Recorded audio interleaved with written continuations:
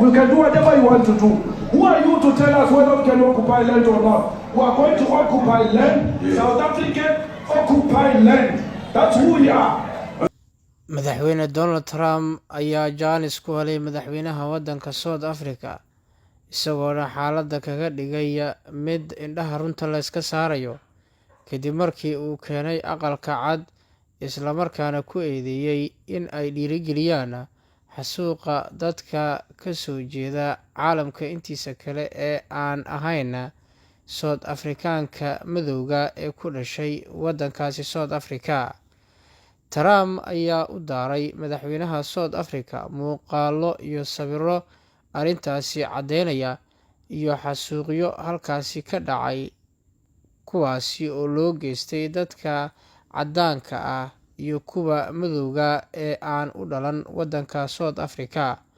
Wuxuu codsaday madaxweynaha South Africa in arrinkaasi ay hoos uga wada hadlaan, hase yeeshee saxaafadda oo goobjoog ah ayuu Trump afka furtay.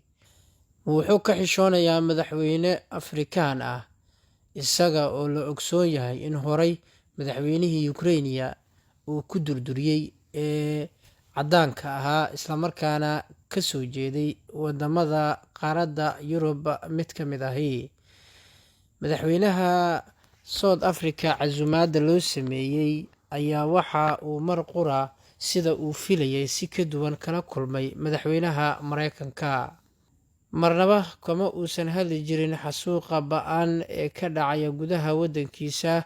Madaxweynaha South Africa indhaha ayuu ka daawan jiray iyadoona la ogsoon yahay in halkaasi ay ku maqan yihiin waa waddankiisa Soomaali aad u fara badan oo ka shaqaysanayay gudaha waddankiisa una badnaa ganacsato, iyadoo weli ay socdaan dilalka qorsheysan iyo kuwa dhuumaaleysiga iyo kuwa bareerka ee loo geysanayo soo galootiga waddanka South Africa haba ugu badnaadaanee Soomaalida. Inta badanna ma jirto cid loo soo qabtaba ama la soo istaajiya ama kiisaskaasi lala xiriiriyo, waxaana uu sheeganayaa in uu madaxweyne ka yahay waddan ay ka jirto dowladii.